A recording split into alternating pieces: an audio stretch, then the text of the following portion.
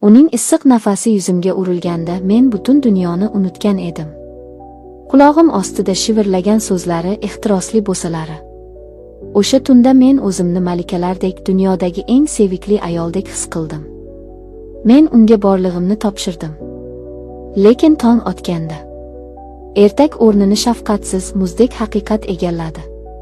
Assalomu alaykum, sirlarini tun qorong'usida o'z qalbida qulflab yashaydigan dardli azizlarim. Hikoyachi Momo kanaliga yana bir bor xush kelibsiz. Bugun men sizga ehtiros, ishonch va shafqatsiz xiyonat haqida, o'zim bilib turib kirgan yolg'onlar haqida gapirib beraman. Videoni oxirigacha tomosha qiling, chunki bu hikoya balki sizni katta xatodan asrab qolar. Marhamat, qulayroq joylashib oling, biz boshladik. Men 21 yoshdaman. Ota-onam qattiqqo'l bo'lgani uchun uyda doim erkinliksiz, qafasda yashardim. Opam turmushga chiqqan, pochcham yaxshi inson edi. Men ularning uyga tez-tez yordamlashgani kelib turardim. U yerda o'zimni erkinroq, kattaroq odamdek his qilardim. O'sha yoz kunlarining birida men yana opamnikiga mehmonga kelgandim. Opam erta tongda ishga ketardi, pochcham esa o'z ustaxonasida band bo'lardi. Men uy ishlari bilan andarmon edim. Lekin o'sha kuni ertalab hammasi boshqacha bo'ldi. Yuragim sababsiz qattiq urar, ichimda g'alati bir hayajon bor edi. Kechqurun uyga pochchamning ukasi Shahzod kelgan ekan. Men uni kecha tunda birinchi marta ko'rgandim. U shunday kelishgan, bo'ydor va o'ziga ishongan yigit ediki. Uning ko'zlari to'qnashganda mening nafasim ichimga tushib ketgandi. Uning nigohida qandaydir olif, tortishish kuchi bor edi. Men kechasi bilan uni o'ylab uxlay olmagandim. Ertalab oshxonaga tushdim. Sochlarimni tekislab choy tayyorlay boshladim. Shu payt oshxonaga Shahzod kirdi. U ham endi uyg'ongan, kiyimlari biroz g'ijim, lekin baribir juda kelishgan edi. Ko'zlarimiz yana uchrashdi. Men darhol yuzimni o'girdim. U stol yoniga o'tirib choy quyishimni kutdi.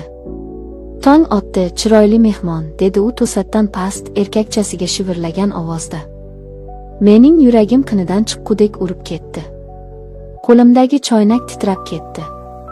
Men unga qarab jilmaydim. Ha, bugun chiroyli tong, dedim o'zimni yo'qotmaslikka harakat qilib. Uning nigohi go'yoki mening qalbimning qa'riga kirib borayotgandek edi. O'sha kun qanday o'tganini bilmayman. Men xuddi mast odamdek xayollar og'ushida yurardim. Kechga yaqin pochcham va opam qandaydir to'yga ketishdi. Ular kech qaytishlarini aytib, uyni bizga topshirishdi. Uyda faqat ikkovimiz qoldik. Qorong'ilik tusha boshladi. Havo issiq va dim edi. Men mehmonxona derazasidan tashqariga qarab o'tirardim. Uy jimjit, faqat soatning chiqillashi eshitilardi. Men o'zimni yolg'iz his qilmasdim. Xonaning qayeridadir uning nafasi borligini bilardim. Orqamdan sekin qadam tovushlari eshitildi. Men o'girilmadim, lekin yuragim yana o'sha tez ritmda ura boshladi. Shahzod sekin kelib orqamdan turdi. Uning issiq tanasi yelkamga biroz tegib turardi. Uning atiridan keladigan yengil yog'och hidi miyamni aylantirdi. Sen bilan gaplashkim keldi, dedi u qulog'im ostida pichirlab. Uning nafasi bo'ynimga urildi. Badanim jimirlab ketdi. Men bilanmi, dedim hayron bo'lgan kishi bo'lib, lekin ovozim titrab chiqdi. Ha, dedi u bir qadam oldinga tashlab yuzma-yuz bo'lib. Yuragimda bir narsa bor. Buni ortiq yashira olmayman. Kecha seni ko'rganimdan beri aqlimni yo'qotayapman. Men senga oshiq bo'lib qoldim, malikam. Mening yuragim urmay qolgandek bo'ldi. Bu men kutgan, lekin eshitishdan qo'rqqan so'zlar edi. Men unga qaradim, uning ko'zlarida qandaydir yirtqichlik, ayni paytda katta mehr bor edi. Men go'yoki sehrlangandek edim. Men ham seni birinchi ko'rgan kunimdayoq shunday his qildim, dedim qaltirab, bor haqiqatni aytib. Shahzod menga yana bir qadam yaqinlashdi. Oramizda deyarli masofa qolmadi. Uning qaynoq nafasi yuzimga urildi. U qo'llarimni ushladi. Uning barmoqlari shunday issiq ediki, mening muzdek qo'llarimni isitib yubordi. Ko'zlarimiz uzoq to'qnashdi. Men uning ko'zlarida o'z qismatimni ko'rayotgandek edim. So'ng lablarimiz asta-sekin yaqinlashdi. Va o'sha bo'sa. Bu mening hayotimdagi eng shirin, eng gunohkor lahza edi. Bu yuragimizdagi barcha yashirin tuyg'ularning yorilishi, qafasdan qochishi edi. U kecha haqiqatan ham sehrli edi. Ehtirosli, yovvoyi va shirin. Har bir nafas, har bir teginish mening hali ochilmagan qalbimni, ayolligimni uyg'otardi. Shahzod qo'llarimni asta ushlagancha meni o'ziga qattiqroq tortdi. Yuragim ko'ksimdan chiqib ketgudek urardi. Biz bir-birimizga shu qadar yaqin edikki, oramizda hatto havo ham qolmagandi. Lablarimiz yana bir-biriga tegdi. Bu safar u qattiqroq, ehtirosliroq, butunlay o'ziga bo'ysundiruvchi bo'lsa edi. Uning katta, issiq qo'llari bellarimni mahkam quchdi. Men uning ko'kragiga boshimni qo'ydim. Uning yuragi ham tez urayotganini eshitdim. Bu meni tinchlantirdi, u ham meni istaydi degan ishonchni berdi. Nafaslarimiz og'irlashib borardi. U meni asta qo'limdan yetaklab mehmonxonadagi katta divanga olib bordi. Biz yonma-yon o'tirdik. Nigohimiz bir-biriga qadalgan, nafaslarimiz bir-biriga aralashgan holda jim turardik bir lahza. Shahzod mening yuzimga tushgan sochlarimni ohista silab orqaga tashladi. Uning ko'zlari chaqnab turardi. "Sen juda go'zalsan", deb pichirladi u. So'ng lablarimdan yana o'pdi. Bu safar bo'lsa shu qadar chuqurroq, kuchliroq ediki, men butunlay boshim aylanib ketayotganini his qildim. Qo'llari bilagimdan asta yelkamga sirg'alib, butun tanamda shirin titroq uyg'otardi. Men unga qarshilik qila olmadim. Yo'q, men qarshilik qilishni umuman istamasdim. Nafsim, ayollik instinktlarim uyg'ongan, yuragim esa bu shirin lahzaning hech qachon tugashini istamasdi. U meni divanga yotqizdi.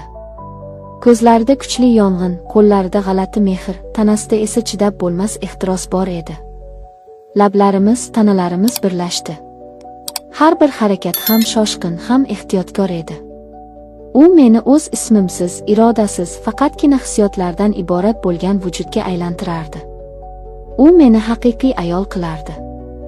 Yuragimda ham, tanamda ham men unga butunlay tegishli edim o'sha tunda.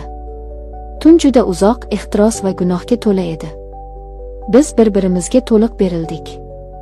Har bir nafasda, har bir teginishda men buni haqiqiy sevgi, chinakam muhabbat deb o'ylardim.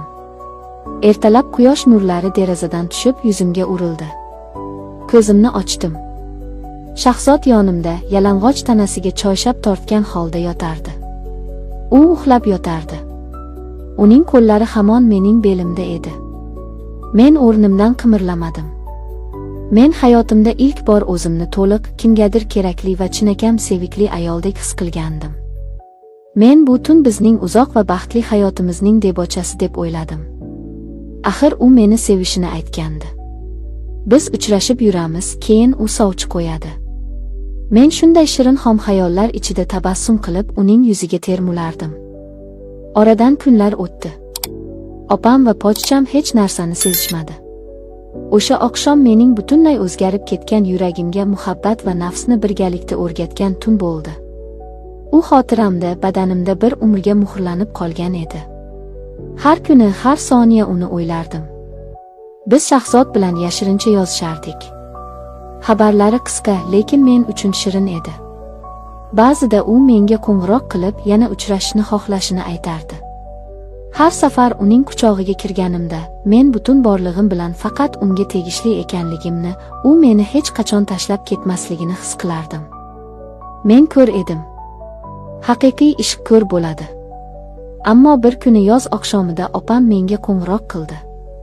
Odatdagidek suhbatlashdik, keyin u to'satdan xursand ohangda dedi: "Bilasanmi, Laylo, pochchangning ukasi, Shahzod yaqin orada unashtirilarkan.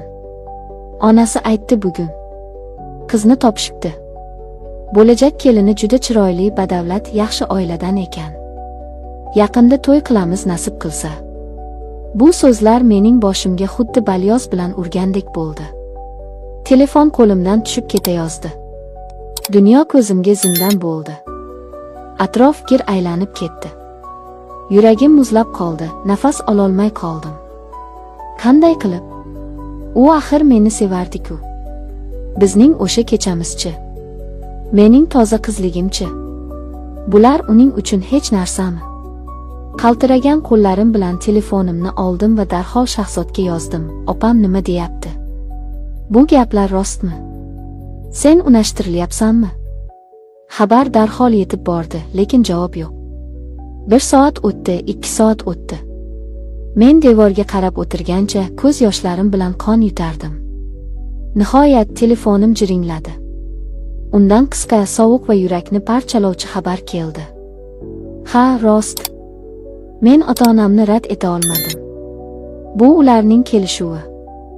O'z oilamning obro'si uchun shunday qilishga majburman. Kechir meni. O'sha kecha haqiqatan ham yuragimda eding, lekin hayot boshqa tomonga olib ketdi. Baxtli bo'l. Men telefonga termulib qotib qoldim. Kechir meni degan so'zdan ko'ra insonni ko'proq qon qaqshatadigan, o'ldiradigan so'z yo'q edi bu dunyoda. Men unga ishonib tanamni, toza qalbimni, butun borlig'imni bergandim. O'z nomusimni, tarbiyamni bir kechalik ehtirosga, uning yolg'on so'zlariga almashtirgan edim. U esa bularning evaziga meni bir ondayoq unutdi. Mening nafsimni qo'zg'atib, his-tuyg'ularimni o'tin qilib yoqib tashlagan yigit endi xotirjamgina boshqa, toza qizga uylanmoqchi edi. O'sha tunni eslashni ham xohlamayman.